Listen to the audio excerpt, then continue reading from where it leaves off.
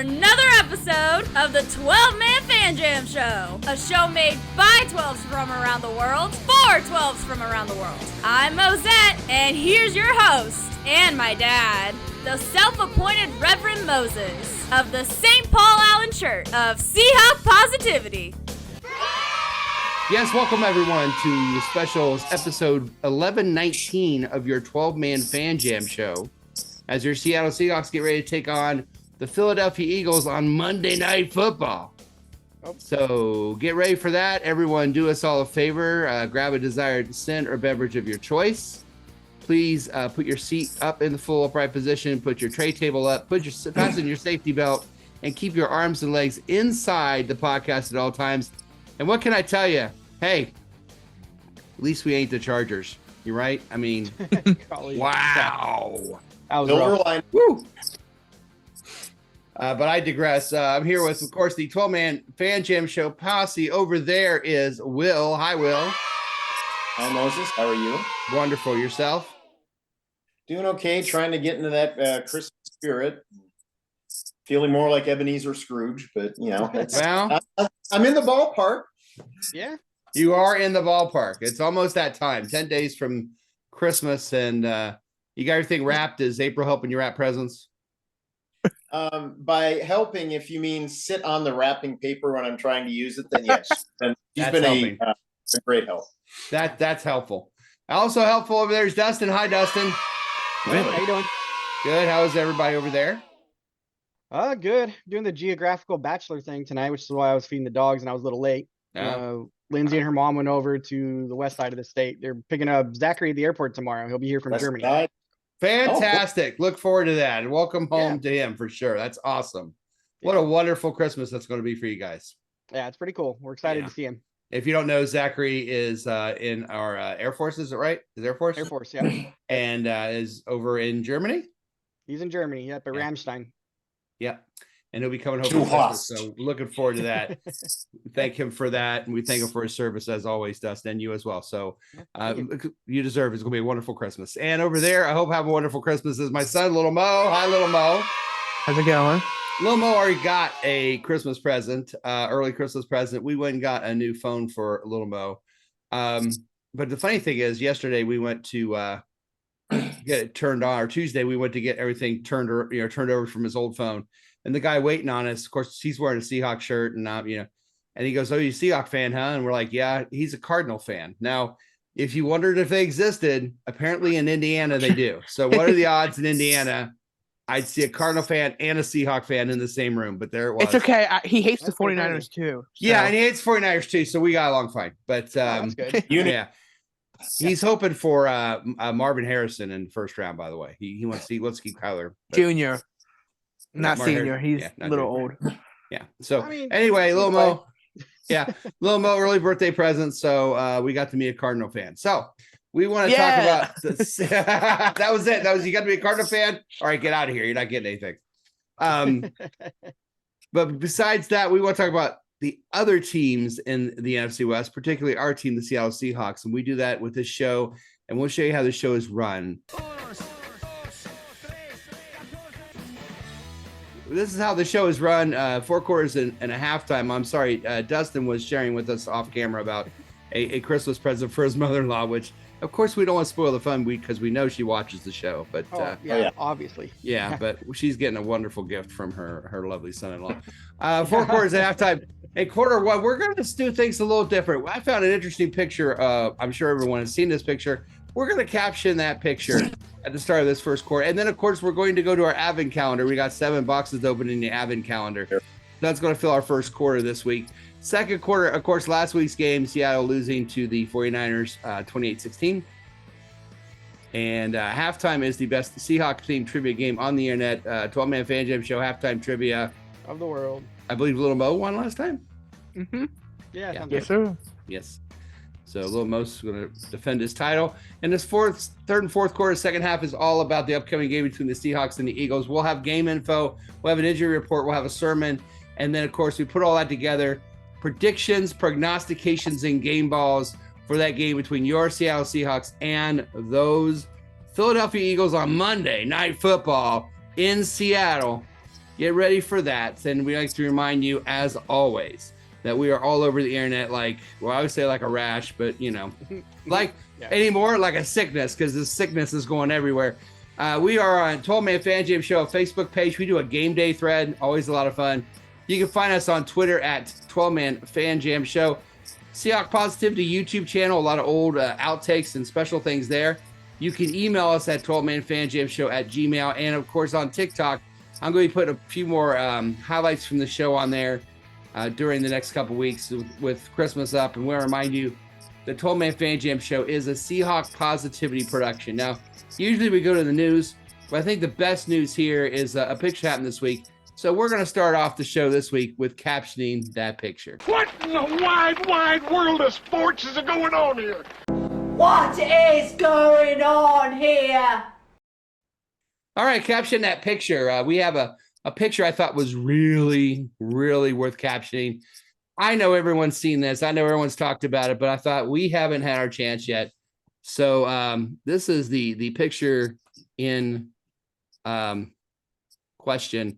That is DeVito, the quarterback's agent. Dressed Tommy up. DeVito. Yeah, thank you. And he is dressed up. It looks like he's a gangster from the 1920s in New Jersey. I have a wonderful love of old. I have a wonderful love of gangster films. There you go. Gangster films. So I have quite a few that are related to gangsters. However, Dustin, you kind of said that you thought it reminded you of something. So do you want to caption that picture? Yeah, it's not so much a caption as so much the first thought I had. I saw this out of context. I didn't know what it was.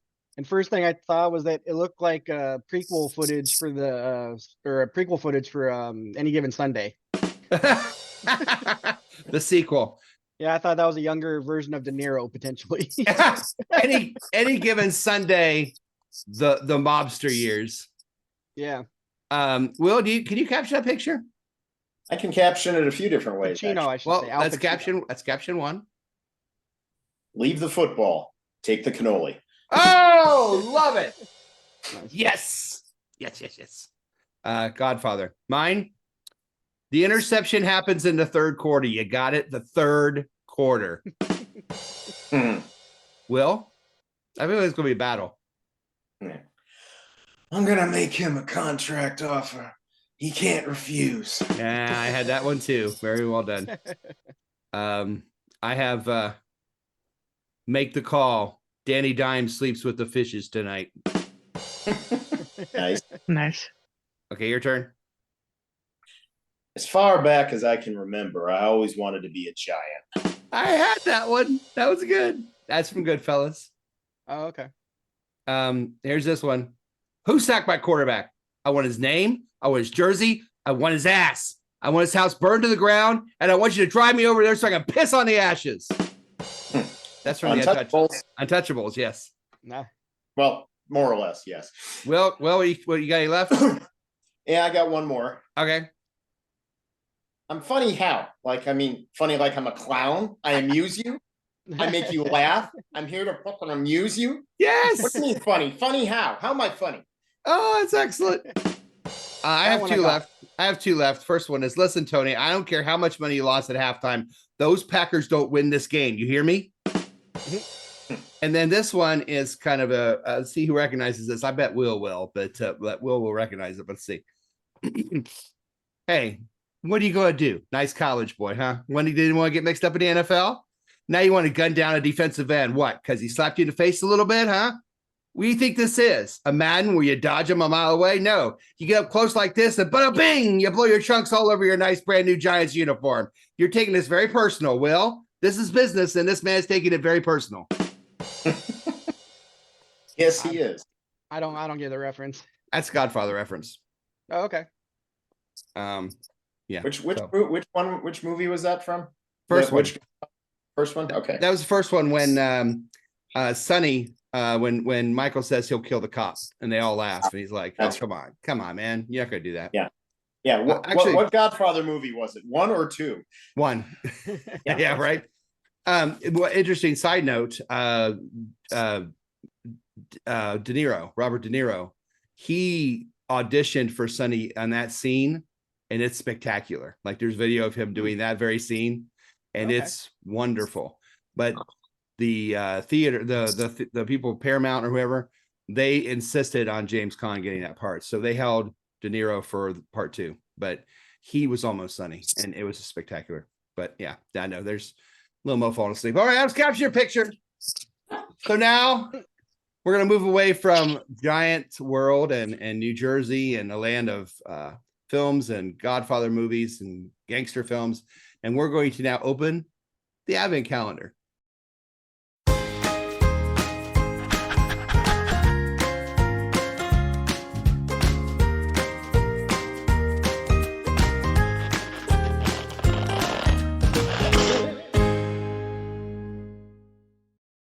All right, the Advent calendar, as you know, we opened the first 8 days last week. I did 7, but then I was reminded by Will it was the 8th, so we did 8.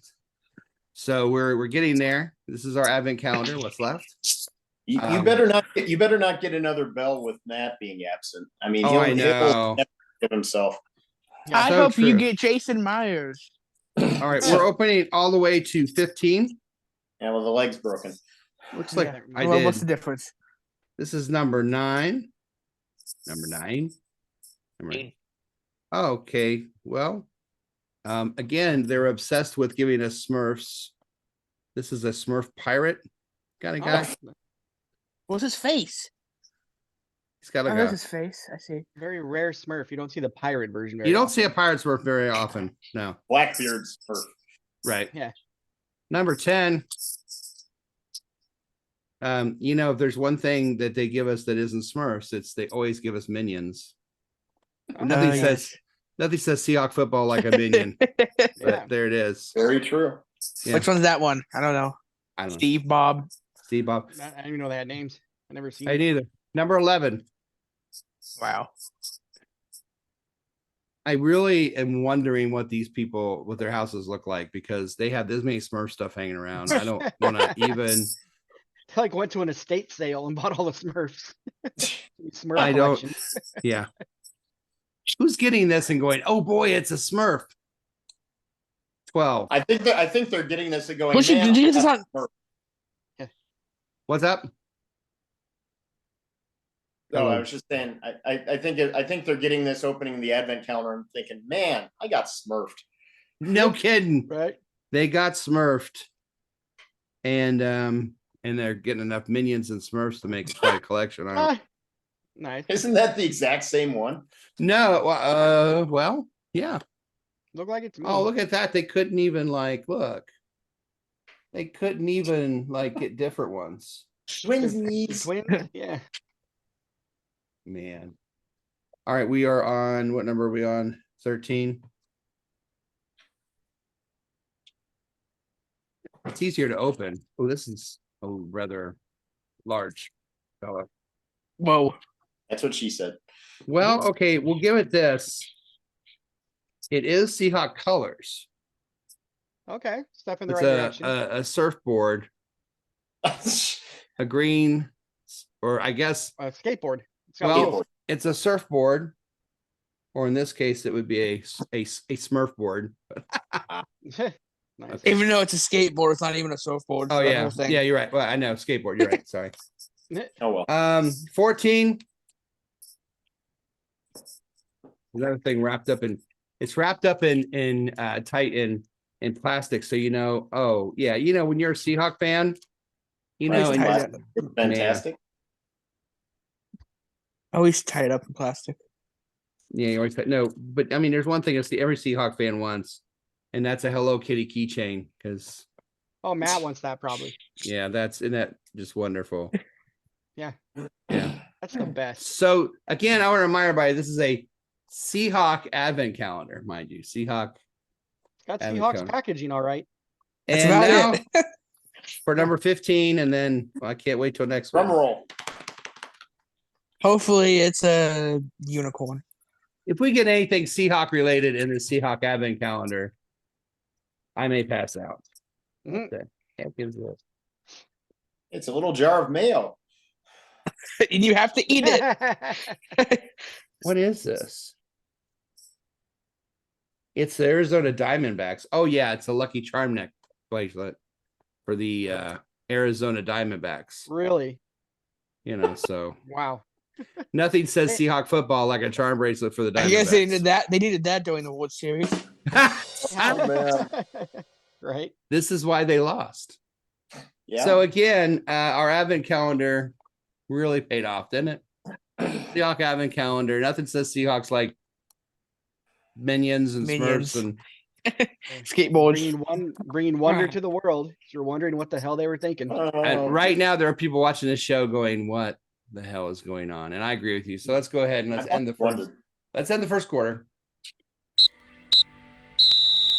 That's the end of the first quarter, bitches. All right, we've captured a picture and we opened our advent calendar. So now it's time to talk about football, and that starts next quarter.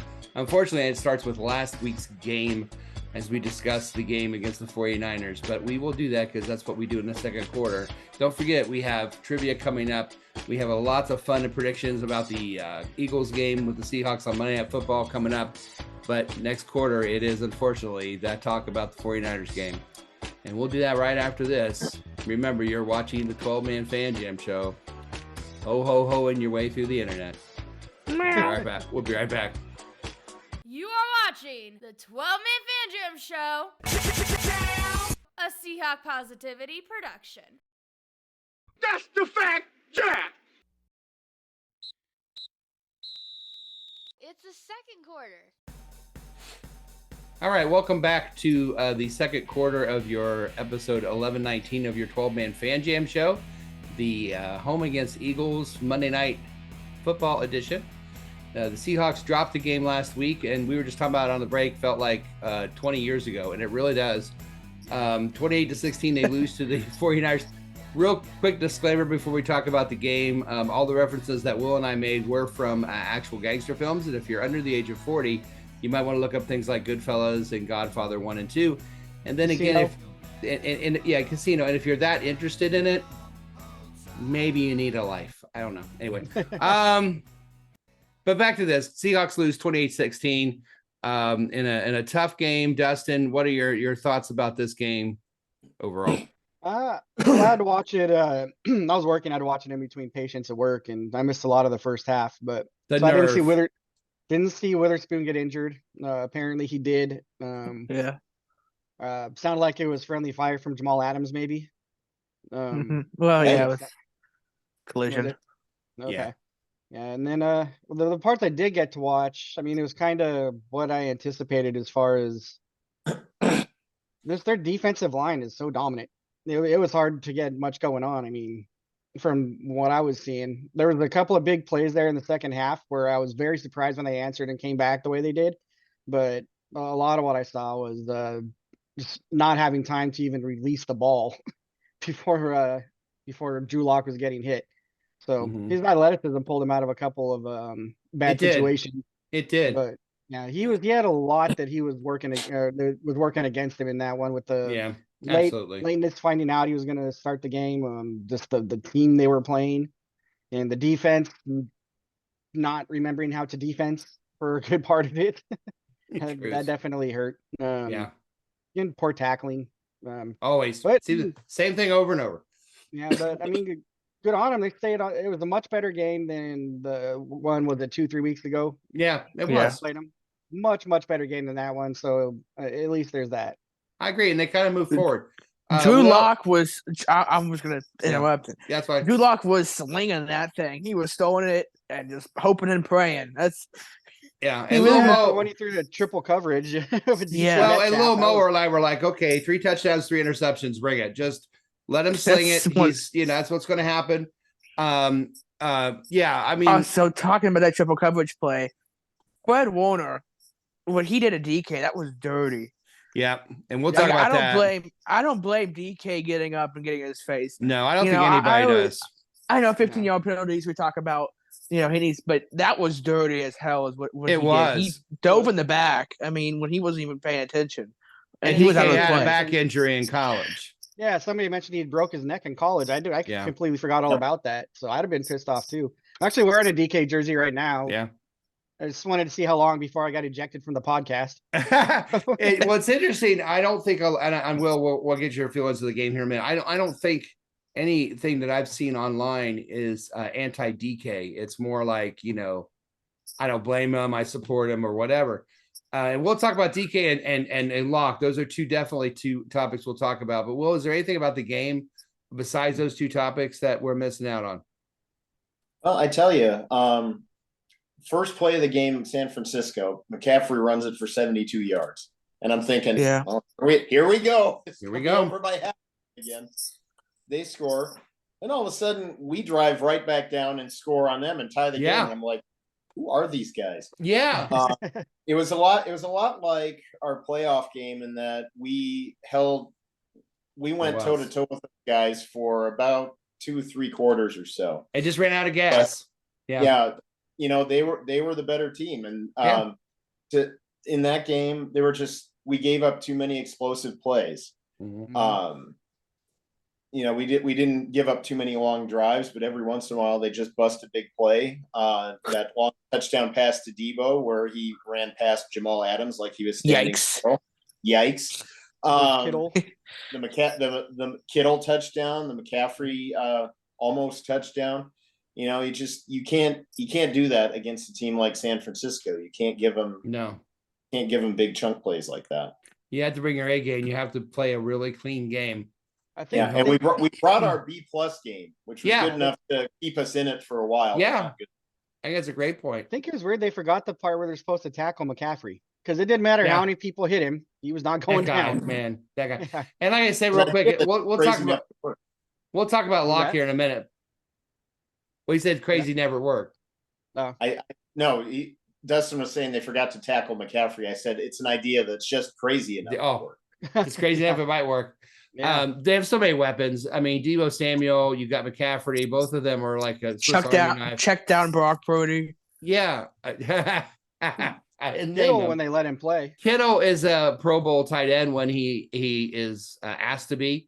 And then you've got Ayuk, who is a very good receiver as well when asked to be. They just have so many weapons. It's just hard. I think you and I could quarterback that team. Okay, Lomo, let's get to the two topics you want to talk. First is Drew Lock's performance. Lomo, what did you think about Drew Lock's performance against the 49ers? He's a backup for a reason. Okay. I mean, he had some cute drives, but he's not Jesus Christ as everybody thought he was going to be, because they wanted Geno bench so bad, and now we see that Geno is just straight up a better quarterback than Were you pleasantly surprised in his performance? Or were you just that's what I expected? I also felt like we didn't really want an offense with him out there. We were really conservative. And I don't know if that's his fault. I don't know whose fault that. I'm not saying that's his fault, but I felt like we did not want our normal offense with him out there. Yeah, that's quite possible. We did plenty of throwing the ball deep into multiple coverage. So we did our normal offense. So there's a reason the Broncos went out and traded for Russell Wilson and wanted a quarterback. Let's just say that. Yeah, fair enough. Dustin, what do you think about his performance? Were you surprised? Were you pleasantly surprised? Are you like, oh, that's why he's a backup? What are your thoughts? Well, I was very surprised, especially given, like I said, he had that short week. I think we found out on Friday that Drew was starting. And then, like I said, I didn't get to see the early parts of the game, but I did see he was keeping him in it because I was able to see the score every once in a while. And then when I was able to watch, I thought he played better than I anticipated. And like I said, he used his athleticism to kind of bail him out a couple times. Made some stupid decisions throwing the ball. But I mean, I think you're going to get that. He really reminded me of like a Jameis Winston type. Yeah, Jameis Winston had that year with the Bucks where he threw like 50 touchdowns and 30 interceptions. It wasn't that much, but that's what you're going to get with him. 30 interceptions. He's going to throw a lot of interceptions and he's going to throw a lot of touchdowns and make great plays and then make stupid plays. You're like, what the hell is he doing? That's what you're going to get with him at quarterback. I think so too. Will, you want to grade his performance? What are your thoughts? Yeah, I think in this game you saw what Drew Lock is and what he isn't. I mean, it's why Denver got rid of him. I mean, he showed some mobility, evading pressure and running a couple times. He showed his arm strength. That first touchdown to DK was perfect. But he also showed that his accuracy comes and goes. Dustin brings up that interception into triple coverage at the end of the game, but at that point, what the hell? You're taking whatever chances you can get. It was fourth and like forever, wasn't it? Yeah. It was like his first pick, which also was going to DK. To my mind, that one was worse because if you throw it outside and long, you give DK a chance to jump up. It's a 50-50 ball. Give him a chance to go for it. He underthrew it and threw it to DK's inside shoulder, which made it an easy pick for the cornerback. So it's stuff like that that's pretty much held him back his entire career. And we just saw who the man is. I mean, he's a decent backup quarterback, but he's never going to be a full-time starter. Do we feel like we have two of those right now? Yes, I think so. Yeah, I agree. Last year I didn't.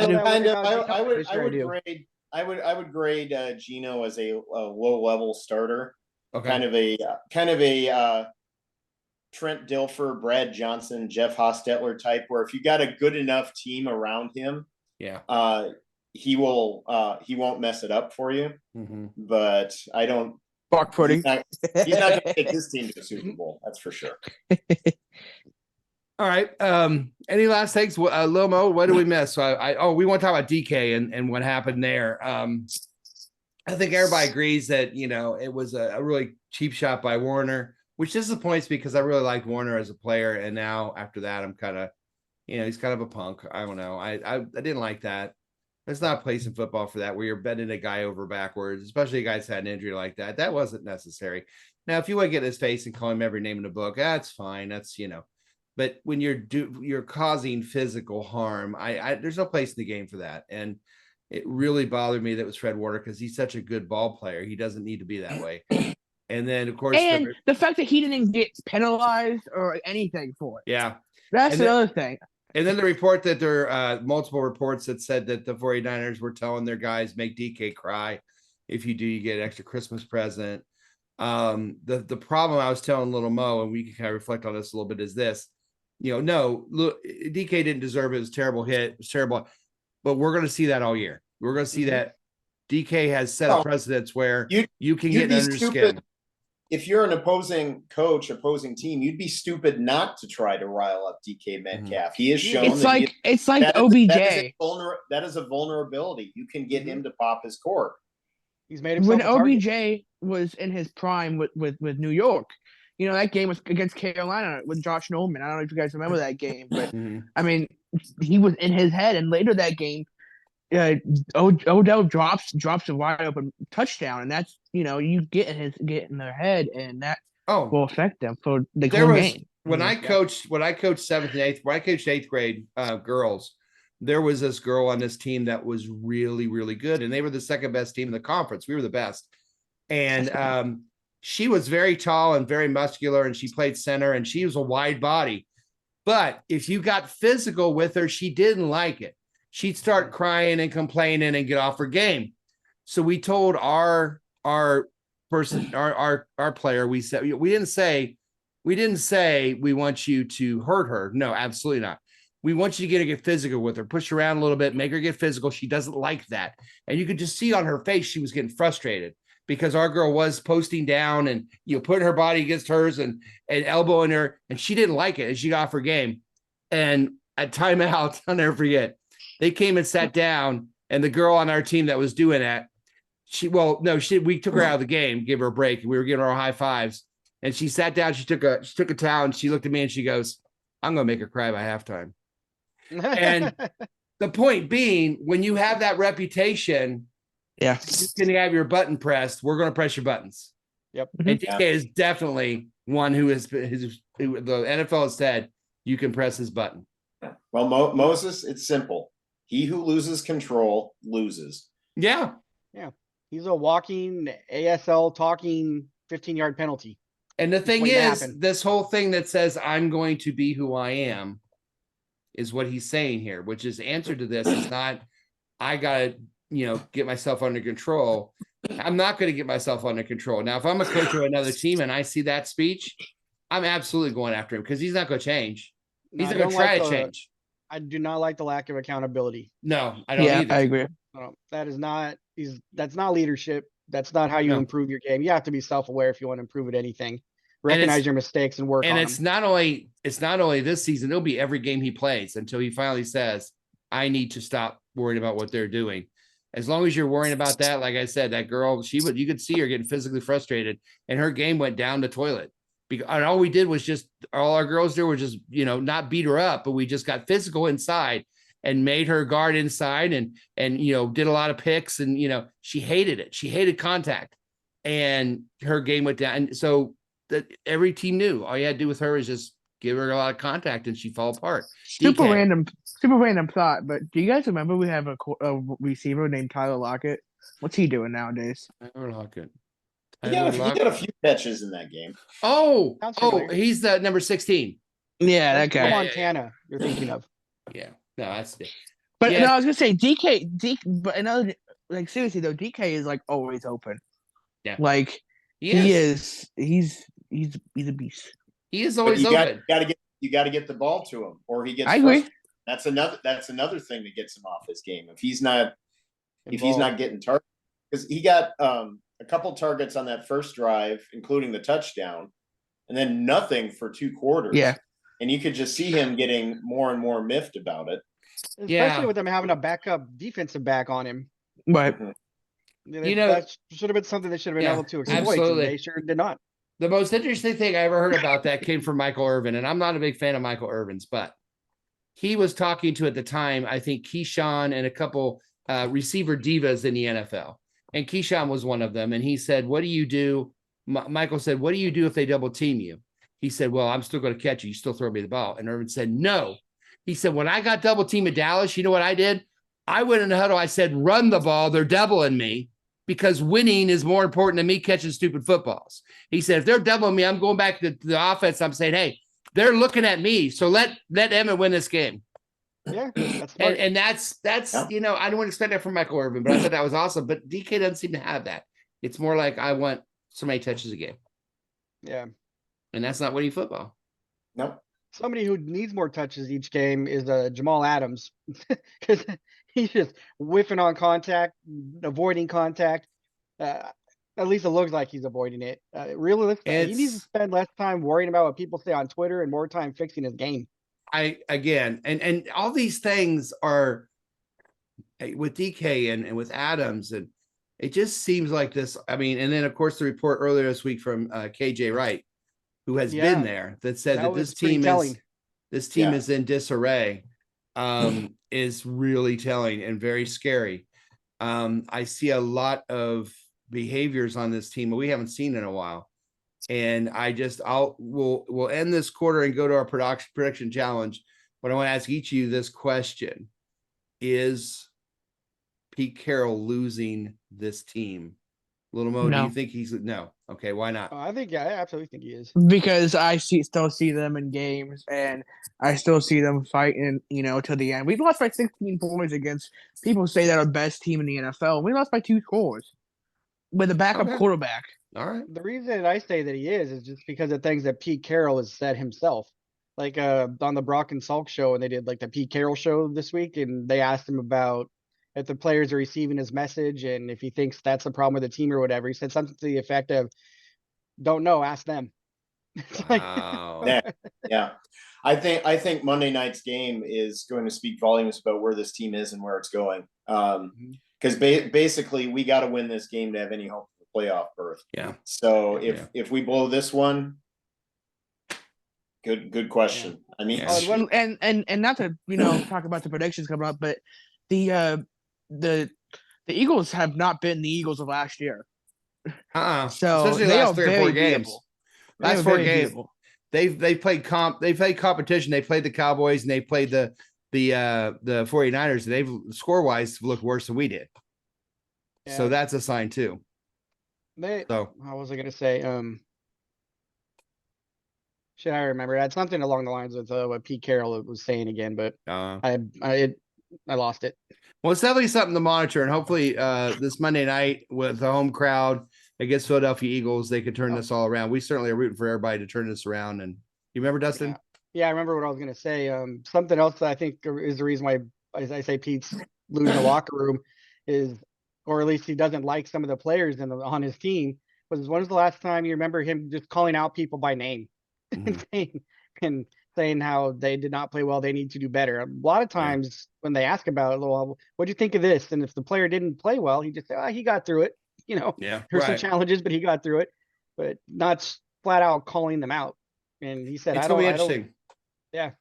So you see where we go from here. I think you're right. It all starts Monday night. Before we go there, we do need to look at the Posse Prediction Challenge and see how it worked this episode this week.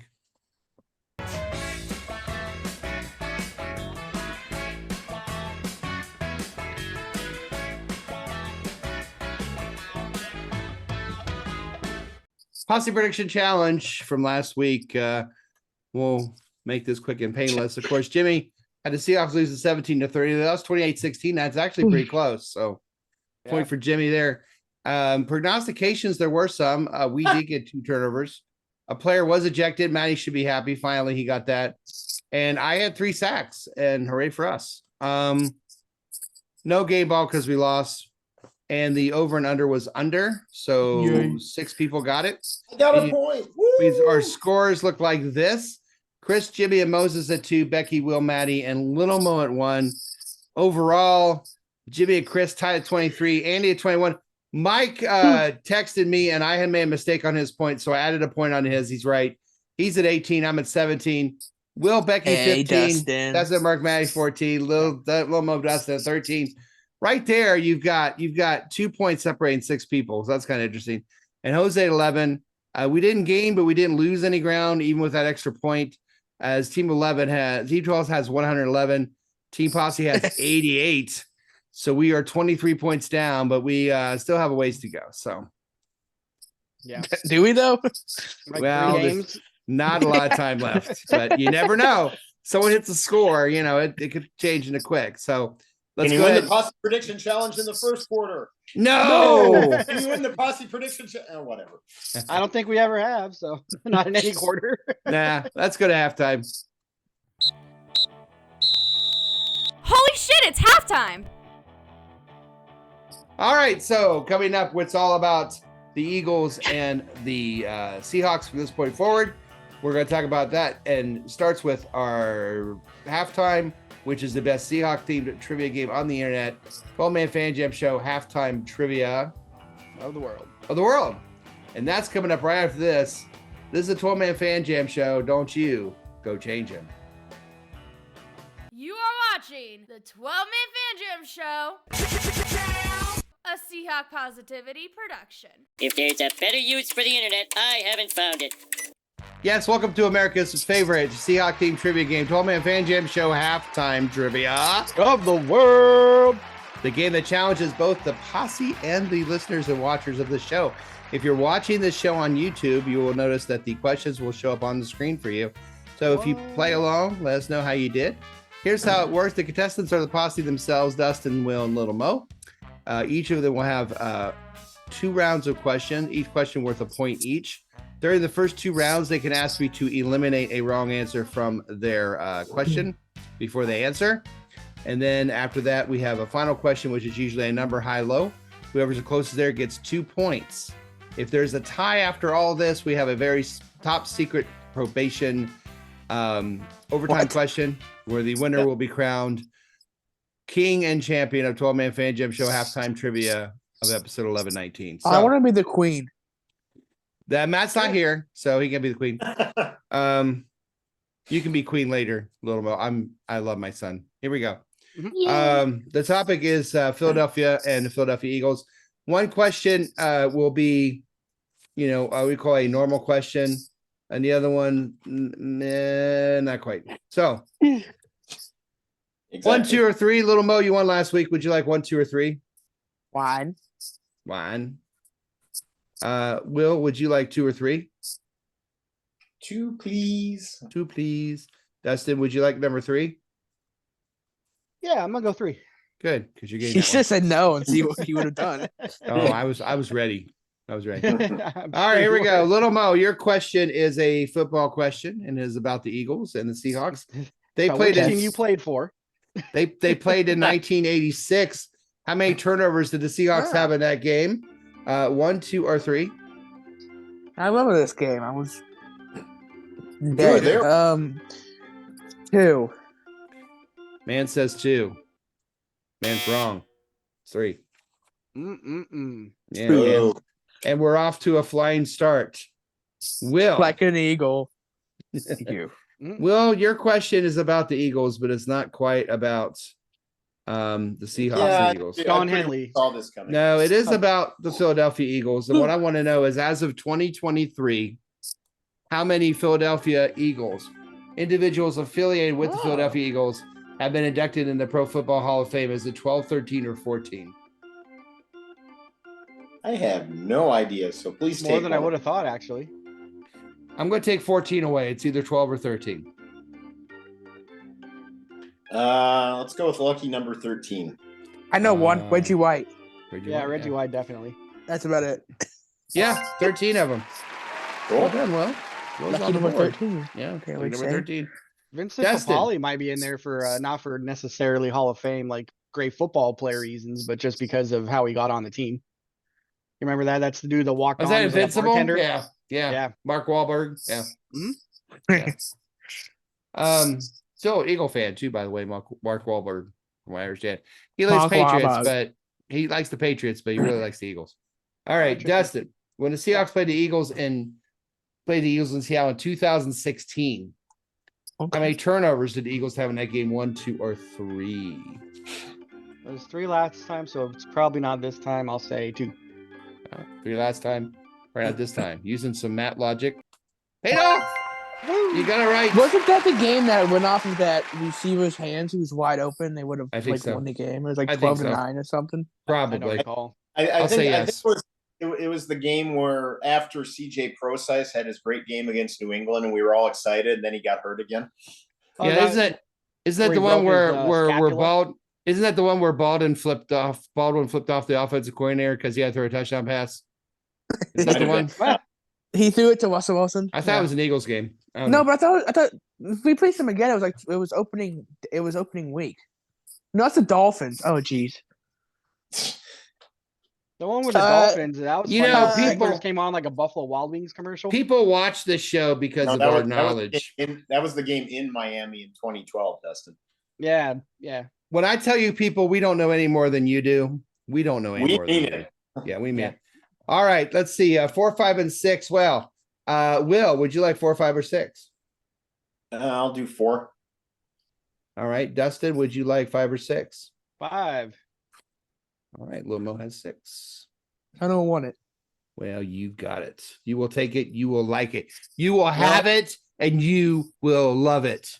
Now, if he wants to forfeit his pick for this round, I'm good. Yeah, that's fine. Will, you know what movie that's from real quick? Mr. Science Theater movie. You will have it, and you will love it. Not offhand. Zombie Nightmare.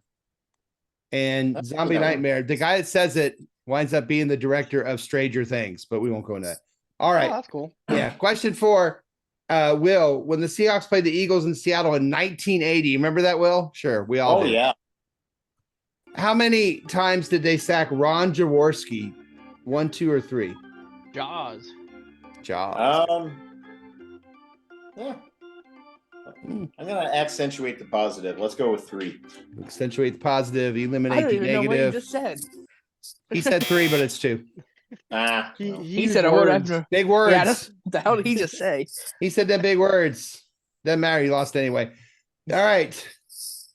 Dustin, Uh-huh. what river, Philadelphia's border with New Jersey is created entirely with what river? Is it the Delaware River, the Hudson River, or the Jersey River? Jersey River seems too obvious. I'm gonna Okay. say Delaware. Okay. I don't know What why. are you wearing? Thank you. What did Delaware? Yeah. Delaware gave you the right answer. Great. Nice. That's Good way call. to go. What's Yeah. happening? I don't know. All Hey right. guys. Here we go, Little Mo. Yes. Seahawks played the Eagles in Seattle in 2011. Sure. How many interceptions? Oh, Vince that Young. game. So that Fucking game, 3, horns. 4, or 5. Hook 'em Is horns. he dead? No, that's Vince Young? McNair. Yeah, Steve McNair passed away. He got shot. Yeah. Yeah, he did. Anyways, take one away. Take one away? I will take away 3. It's either 4 or 5. Jesus. Oh, Vince Young. No, Moses. Oh, He sorry. played at Texas, didn't he? Texas sucks. Texas is 5 letters. Yeah, I think 5. they put USC in the 5. championship. Yeah. Reggie Yeah, Bush's that's when he team. did that. Are you that's when he taking did that 5 run. because Texas has 5 letters? Is that your logic there? Yes, sir. All right. It did pay off. It's 4. Whatever. Yeah. That's something Mom would do, by the way. It's only weird if it doesn't work. So that was It weird. didn't work, so that's Yeah. weird. Dustin with 2, Dustin with 2, Will with 1, Little Mo with nothing. But take Goose egg. great heart in knowing, Little Mo, that it is time for the final question. Question. We can tie. All right, final Is it question. outside? It is a number. Whoever's close with it all going over gets 2 points. If you're all over, whoever's closest to it gets 2 points. There is possibility for overtime. So the order will go Little Mo, Will, and Dustin on the guesses. It is a number. And this is your question, gentlemen, starting with Little Mo. I want to know, in the 2020 playoff game between the Seahawks and the Eagles, how many yards of penalties did the Seahawks have in that game? They won, by the way, 17-9. How many yards penalties did the Seahawks have in that playoff game? That was who was the quarterback that took over for Wentz? Anyways, I don't remember his name. Foles? No. He just got fired as the quarterback coach for the Panthers. I forget his name. Josh McCown, maybe. Anyways. Yeah, I don't know. It wasn't Jaworski, we know that. It was a Seahawk. It was a Pete Carroll coach team. So it was probably a lot. So let's go 78. He's probably not wrong. 78. All right, Well, Will. it's not less than 50, I can tell you that. 78, Will. I'm gonna go all in on this one. I'm gonna say 123. 78 and 123, Dustin. 79. 7. I hope it's lower. His reaction right now, I'm guessing if that might be the actual answer. 78, 79, 123. The answer is 114, which means, guess what? Again, Will is just so close, but over, and Dustin is our halftime champion So close. of the world. Of the world. I don't want to be here. I'm going Got a whole Well- week to enjoy it. You and Pat Mahomes can get together and complain later. 9 yards off. 9 yards off. Well, you keep getting you need to take like 10 off what you want to say, and I think you'll do much better. Yeah, I thought there was one more holding penalty than there was. Apparently. Yeah, apparently not. With that being said, Dustin, congratulations. You are the 12-man Fan Jam Show champion of episode 1119. And yes, in the world. And this has been another gut-wrenching, stomach-turning, Player ejecting. gas-producing. Wild I generating. hate my life. I hate my life. Home Which Alone. again, no verb. Home Aloneing. Squishy feeling edition of your 12-man Fan Jam Show halftime trivia. Of the world. Of the world. Coming up, it's all about the Eagles. We're going to have an injury report. We're going to have a sermon. We're going to make predictions, prognostications, and game balls for that game between your Seahawks and the Eagles. So don't you go nowhere. You are watching the 12-Man Fan Jam Show, a Seahawk Positivity production. Holy shit, it's the third quarter! Hey, welcome to the second half of your episode 1119, your 12-man Fan Jam Show. During break, we'll set the group a picture. The United States top relative searches. You can't say that. And apparently Indiana is chubby. I don't know. Make your own there. I'm gonna look that up. Some of these are kind of funny. Arizona kind of makes sense, I guess, as car sex. Arizona says There's an car air sex. conditioner in the car. So that makes sense. Utah just says Mormon, which I thought was interesting.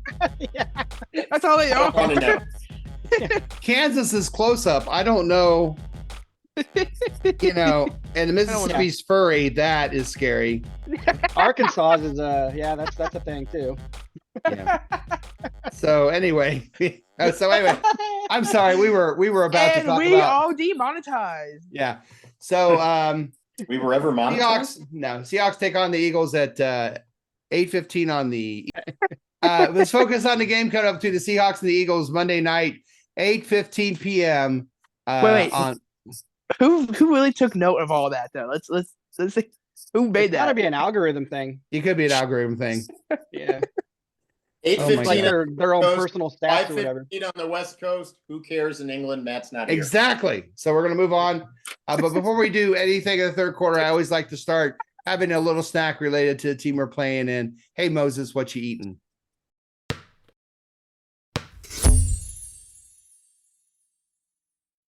What's up? What you eating there? Hey, Moses. He's having What? bald eagle. I'm not having bald eagle. And, Philly steak sandwich would be such an easy answer. But what's even easier is Philadelphia cream cheese. And so I put that on a bagel. But before I eat, I do want to share a little history. That could be on that map that we were looking at. It could have been. It wasn't. Despite its cream in him. Despite its name, Philadelphia cream cheese was invented in New York State, not Philadelphia, in 1872 New York City. by a dairyman from Chester, New York, who attempted to make a tangy crumbler cheese product that was popular in Europe at the time. Instead, he accidentally added too much cream and created a richer, more spreadable cheese, which would eventually be called cream cheese. It was not marketed as Philadelphia cream cheese until 1880. And the reason they used Philadelphia is because Philadelphia at the time had a reputation for high quality dairy farms and creamier cheese. So it was like Philadelphia was like. I thought it had something to do with brotherly love. No, they had to do a lot with cream. So there's my bagel with cream cheese on it. Oh yes, you eat that cream. Oh, I fell. Good timing. Delicious as always without cream cheese. Highly recommend. All right, so at this point, we will look at the injury report with our resident doctor, Dr. Dustin, and his 12-man Fan Jam Show injury report. Dr. Dustin, tell us the news.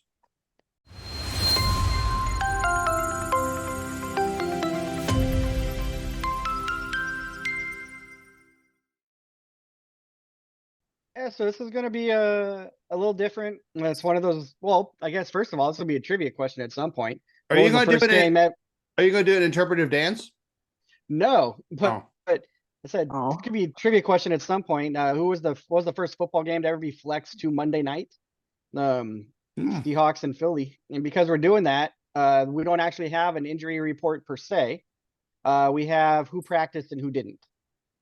So Philadelphia Eagles, we're going to start with them. They had few players that did not participate in practice. Linebacker Zach Cunningham because of a knee. Guard Cam Jurgens because of pectoral. I'm guessing his arm's just tired. Cornerback Darius for his hand. Quarterback Darius Slay has a knee problem, so he sat out. And then, yeah, Will just really set the tone for this quarter without even realizing. Limited in participation in practice was safety Reed Blankenship. He had a concussion, I guess. For the Seahawks, that's kind of funny to me because they have full participation in practice. They only have 3 players listed. So I'm guessing they sat out earlier in the week and returned to practice. You have Abraham Lucas, who's dealing with that knee. Evan Brown, also a knee. And then Artie Burns, also a knee. But they're full practice today. Limited in practice was guard Anthony Bradford with a knee injury. D. Eskridge, go figure, with ribs. Geno Smith is still having a groin problem. Trey Brown has still dealing with that heel problem. They're nursing that along. Leonard Williams has an ankle issue, and Jaron Reed, his wrist is bugging him, so he didn't, or he was limited in practice. And then did not participate at all was Jason Peters, and it says he's on. It says INR. He's personal, old, so it's not injury related. Yeah, he's it's some old. kind of personal thing. That's what it is. It's just he's old. They should put he's old. Yeah. And then you got Devin Witherspoon. It says he has a hip issue he's dealing with. I'm sure that has to do with what happened. I thought it was bruised ribs. That's what they said. Yeah, that's what I thought I had read earlier too, but he's listed as a hip unless they made a mistake. Hip bone's connected to the rib bone. Rib bone Apparently. to the shoulder bone. And Nick Ballore, he has a knee injury he's dealing with. Jordan Brooks still dealing with that ankle from a couple weeks ago. Yeah. And this one was interesting. Jamal Adams missed 2 practices this week so far. And we don't know why? Nope. It says knee, but yeah, he wasn't out there. So kind of wondering maybe he's getting more film time. I don't know. Like working on his gotta get your ankle management classes. Yeah. Or tackling geometry clinics. so he understands angles again. Maybe. Taking his phone away. Oh, guys, it could be all that and so much more. Mhm.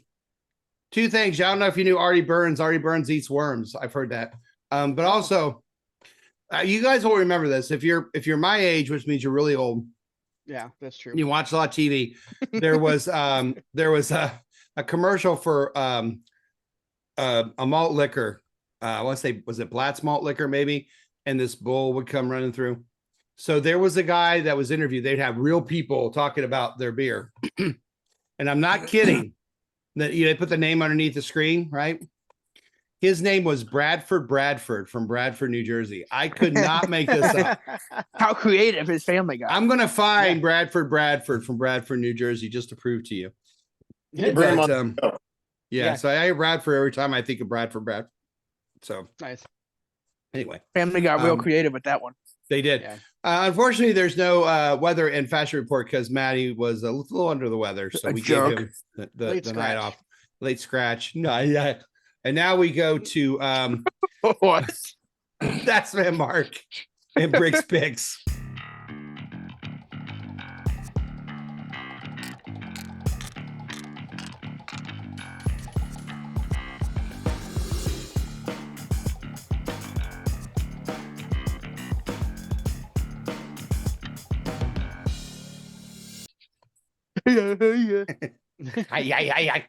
All right.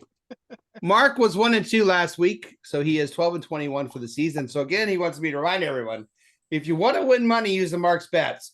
Be sure to fade them. Yeah, do the opposite, and that these numbers are given strictly for entertainment purposes only, and we do not do anything we ever say on the show. He is homeless because he spent all his money on his picks. No, donate $1 today. Yeah, right. 12-man fan jam. Adopt a Mark. He likes you the Sarah McLachlan. Sarah's singing, and Mark's sitting there with a little sad face. Yeah, Sarah McLachlan. Yeah, do it. Well, do it. I'm here. He's like pawing at the door. All right. Mark likes Atlanta -3 at Carolina. He likes Dallas +2 at Buffalo. And he says take the over and under in the game that was affectionately by Chris Berman known as the Bay of Pigs, Green Bay at Tampa Bay. Over on is 41.5. He said take the over on the Bay of Pigs. Sometimes it's Baywatch when they're both really good, but this is clearly a Bay of Pigs. So to recap, Atlanta -3 at Carolina, Dallas +2 at Buffalo, and take the over at 41.5, Green Bay and Tampa Bay. So take those numbers, write them down, wad them up, throw it in the garbage can, and you'll do the best thing you've done all week. Start all over. Right, let's start over. So that being said, let's go to church.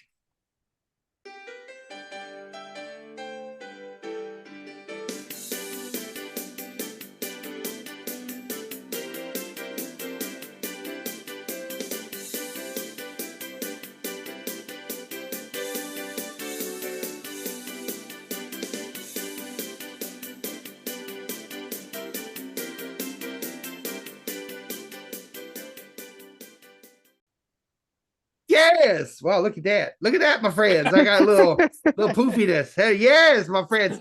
This is your self-appointed Reverend Moses of the St. Paul Church Seahawk Positivity. Pete Carroll. I got a little Pete Carroll in me this morning. That's what she said. Hey, a little Pete Carroll. Now you gotta. There's something about Moses thing going on.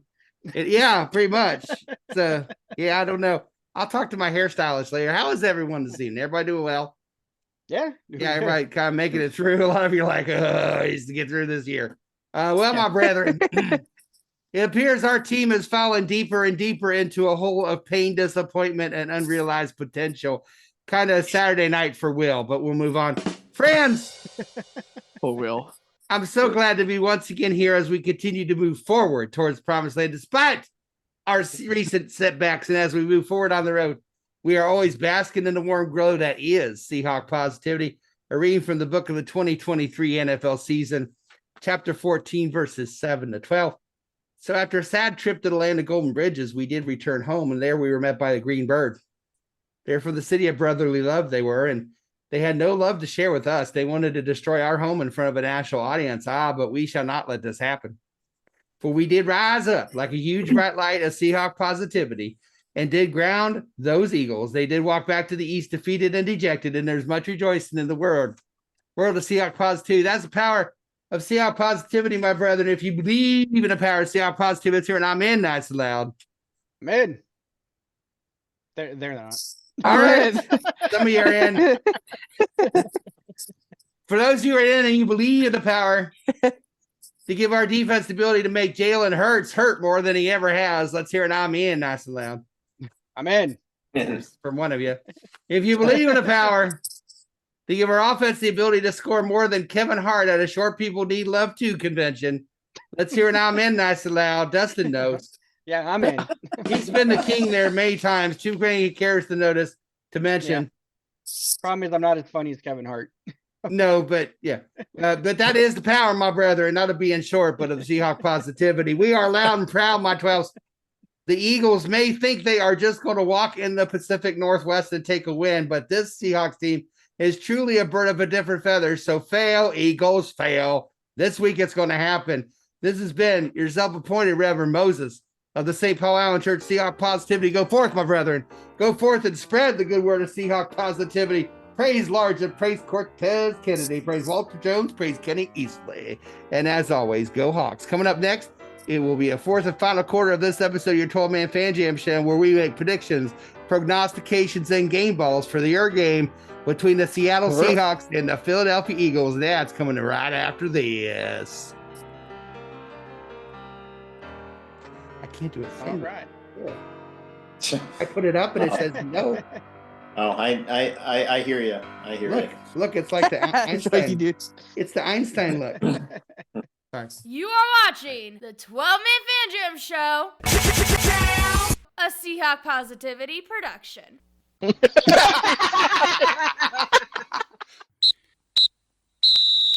It's the fourth quarter, bitches. Yes, welcome to the fourth and final quarter of your 12-man Fan Jam show. That takes you back when we were doing something different. Made Matt laugh one time when I did the final quarter of the 12-man show. Episode 1119 between the 12-man show. The 12-man Fan Jam show. Is that what I said? No, you called it the 12-man show at one point, but that's okay. You know what? It's some silly podcast that we do for the Seahawks, and it's that works. Our episode 1119, Eagles edition. Seahawks and Eagles on Monday Night Football. It's been flexed to Monday Night Football. We'll talk about that a little bit, but first, I like to kick off the fourth quarter, and boy, do I need this. It's time for a drinking. Hey, Moses, what you drinking?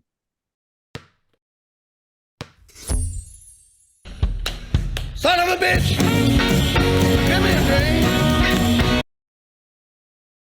Hey, Moses, what you drinking? Well, I'm not sure where this is from, but it's Eagle, so I went with it. It's Eagle. If you can see, wait a minute. See at the top there, it says Eagle. Okay. Eagle something. It's Eagle banana bread beer. Bread beer. Eagle banana bread beer. Now, come on. I'm not feeling that one. That's an interesting. I'd rather lick the pavement, I think. I hope it's the twist top or I'm going to break my Liquid fingers. banana bread just doesn't sound good to me. I had to take a quick break because apparently you don't twist the thing off, and I didn't want to break my fingers, so I got an opener here. So it's You could have just shotgun. Never mind. Here we go. The bottle. You can't shotgun a bottle. Shut up! I realized. Stop. Okay. This is the oddest thing. It already smells like a cross between banana bread and beer. So this should be yeah. Here we go. Do you like banana bread? That's the first question. Banana bread's tasty. It's one of my favorite bread. You know what? Do you like banana bread by itself? It's not the worst beer I've ever had. I'm not a beer fan. Do you like banana bread? Yeah. And I think the banana bread takes the flavor, like takes the kick off of it. Okay. So I can't give it a thumbs down. So Eagle banana bread beer. Then chug it. Chug. Yeah, there you go. You got this. Did it. Here's the Dennis. He's true blue. He's a pit spot that we went to. He's a bastard. So they said he went to go to heaven, but the other one went. He went down. Sip. What the hell are you doing? Who are you? Who are you? Trying to drinking Okay. My son is going to get medicated, but before he does, he has to tell us how he did on the Madden challenge. What are we thinking, Dad? He's all right.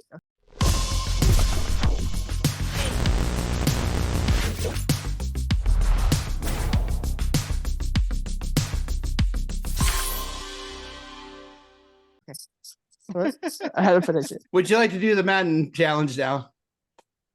No. So Little Mo plays the game on his Madden.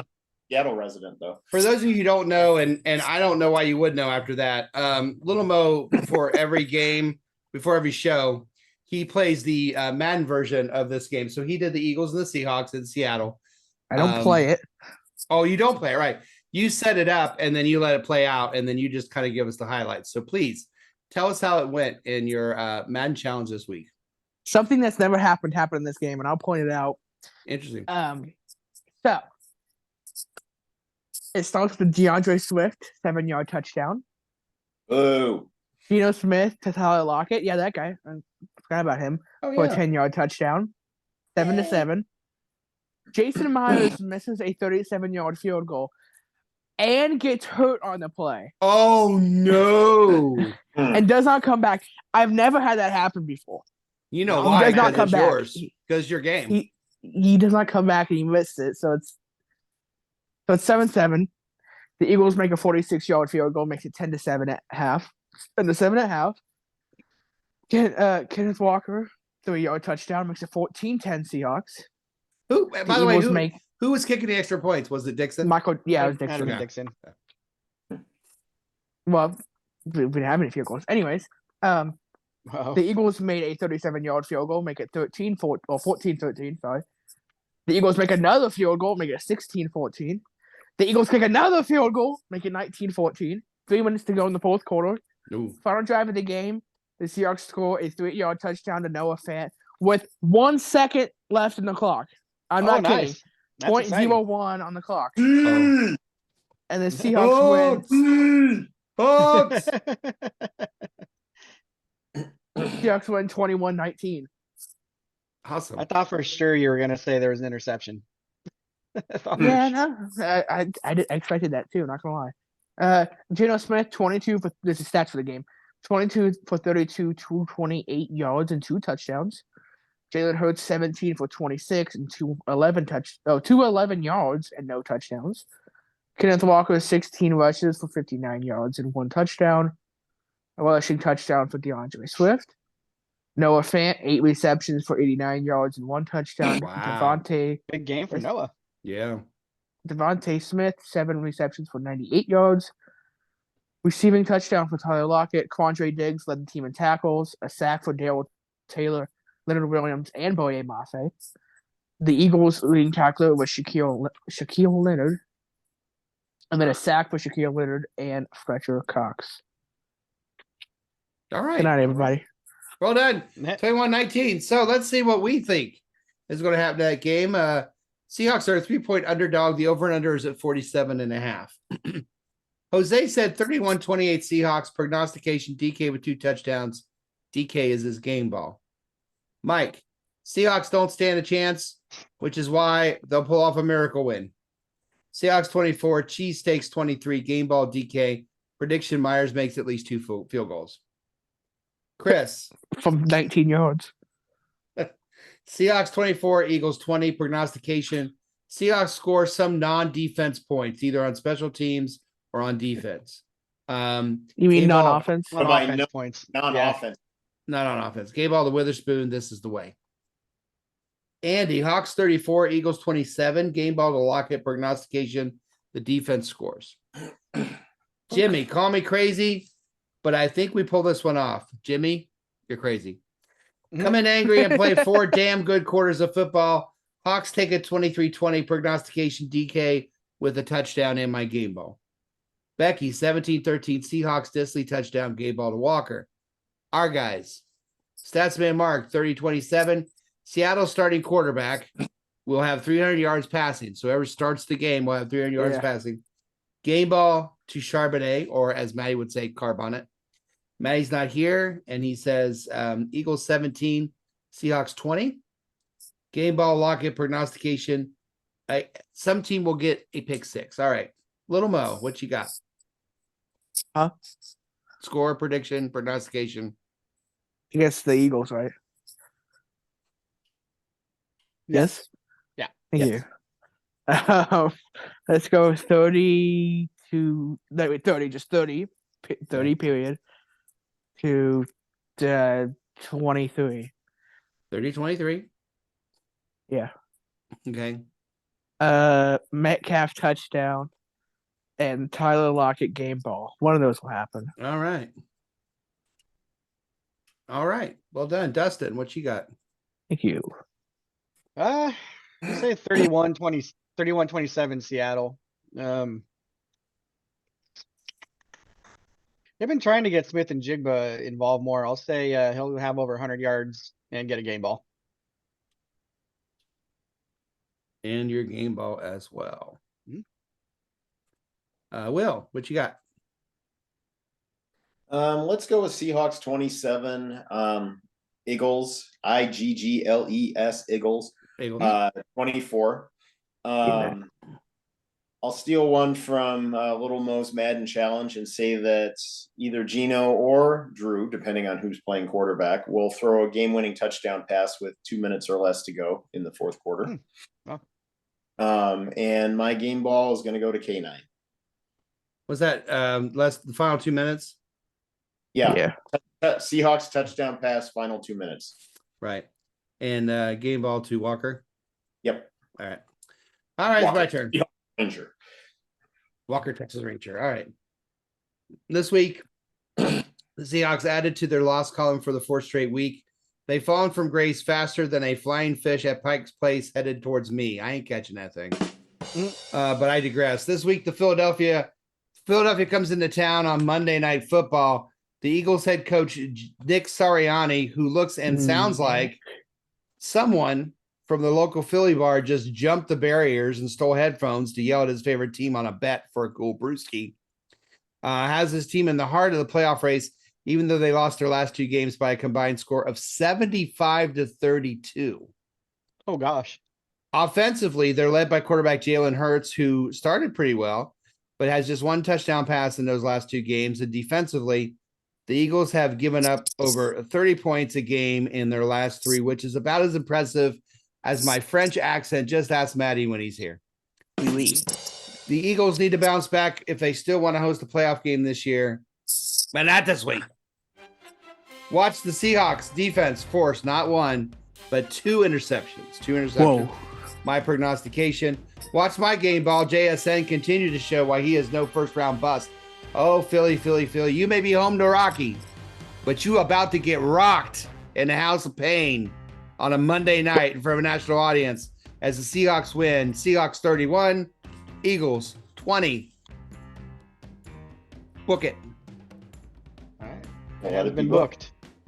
And now it's time to put this show in the books. We are so glad you decided to settle down and make us part of your Seahawk pregame or postgame routine whenever you watch us. We hope you enjoyed the show. I hope you laughed a little, maybe learned a little something. I know we all learned that some states have really serious issues when it comes to looking up their extra free time on the internet. Extracurricular activities. Extracurricular activities on the internet.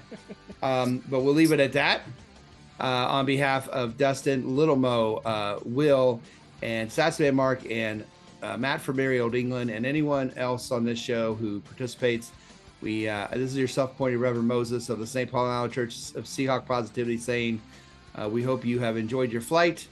Some of your contents may have shifted during the podcast, so be careful when you take them. And as always, go Hawks. You should chug the beer thing. Fry, Eagles, fry. Teach little Mo how to get his feet in the upright position with his tray up. Yeah, he's